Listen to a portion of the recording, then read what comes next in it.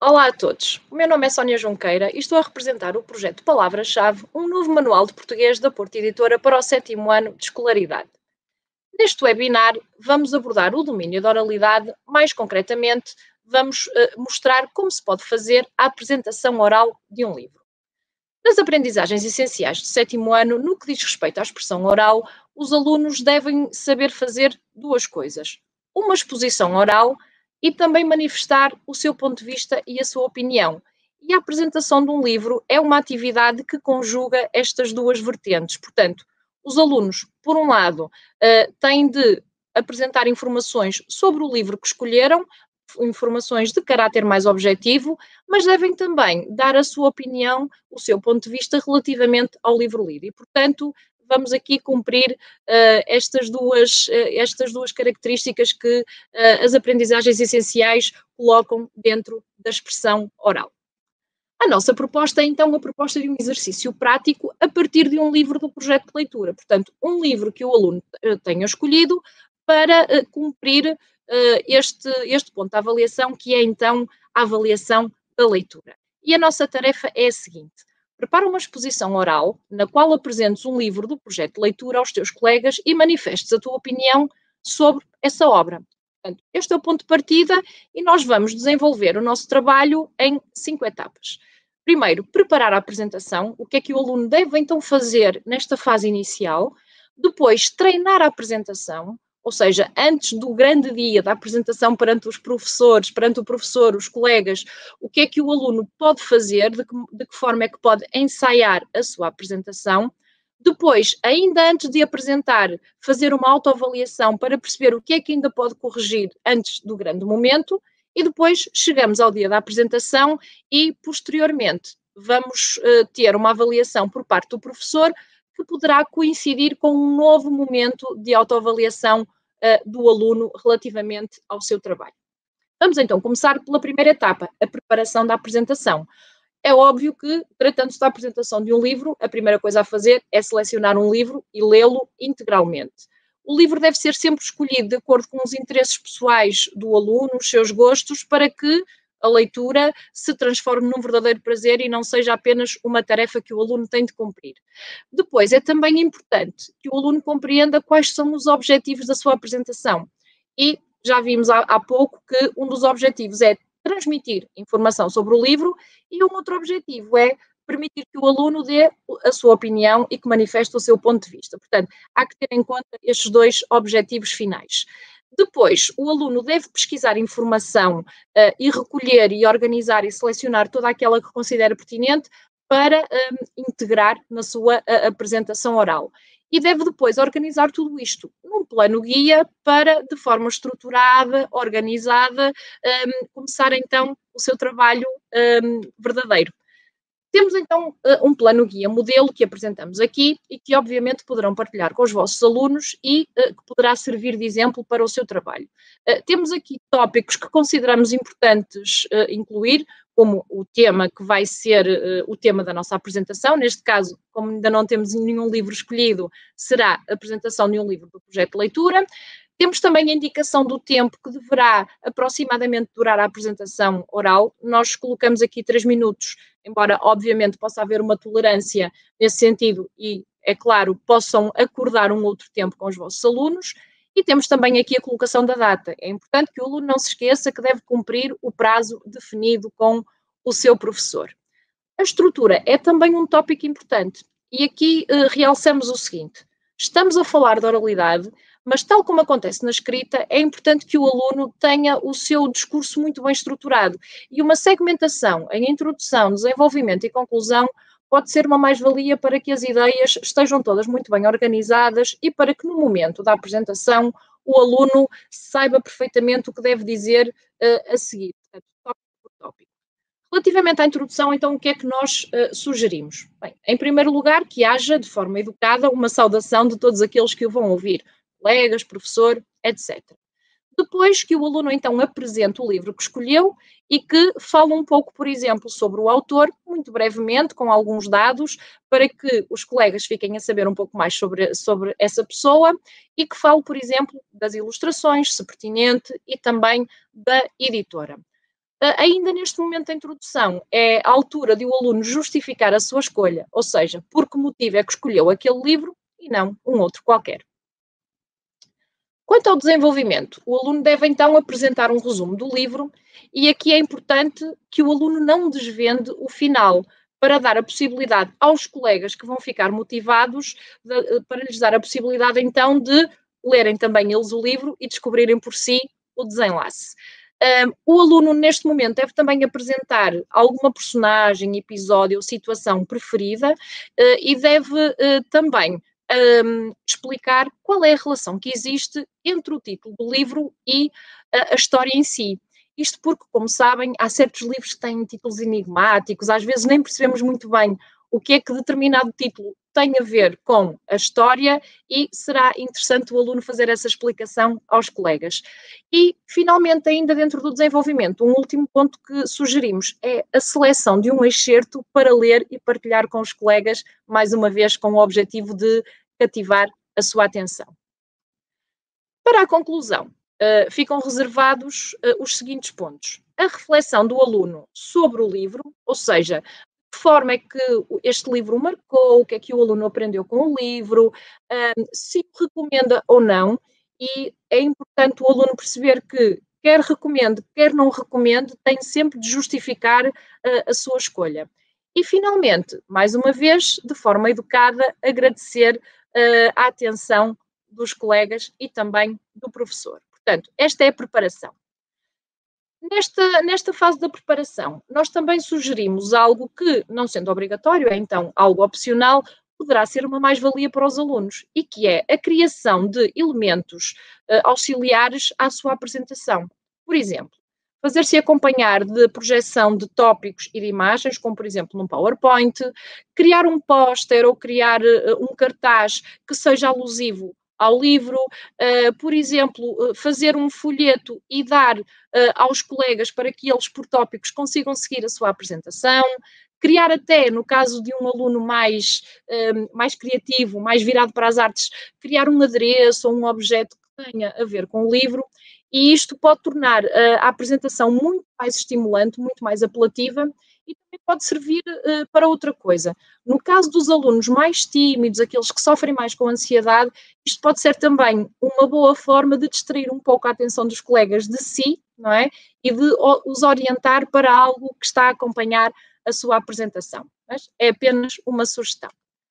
Passamos então à fase do treino, que é também uma fase muito importante, porque o aluno pode, antes do grande dia, ensaiar um pouco e ver como a sua apresentação está a correr. O objetivo é que a linguagem utilizada seja simples, não só para ele, mas também para os colegas, para que o entendam perfeitamente e, portanto, durante o treino é importante que o aluno incorpore isto. Portanto, utilizar palavras simples, variadas, mas um vocabulário que seja de fácil entendimento. Contudo, deve evitar frases banais e feitas, como por exemplo dizer este livro é interessante ou este livro é giro, porque na prática acrescentam muito pouco ao livro, não demonstram verdadeiramente a opinião do aluno e são um pouco vazias. O aluno, se tiver possibilidade, pode ensaiar perante a família, pedindo a opinião dos seus familiares, mas nós aconselhávamos também, se for possível, obviamente, a que o aluno gravasse a sua apresentação.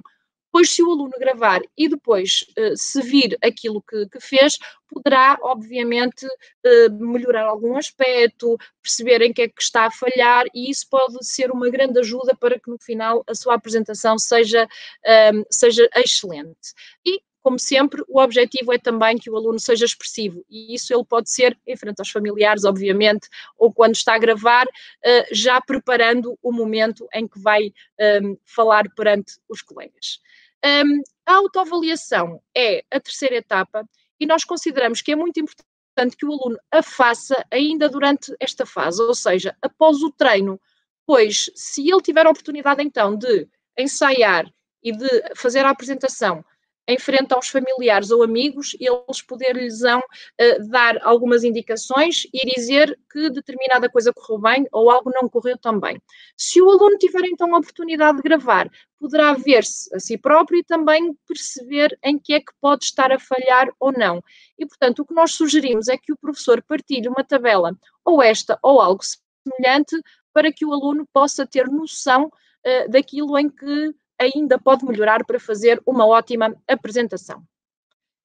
Além disso, o que é que nós também sugerimos e que pode ter um efeito bastante interessante?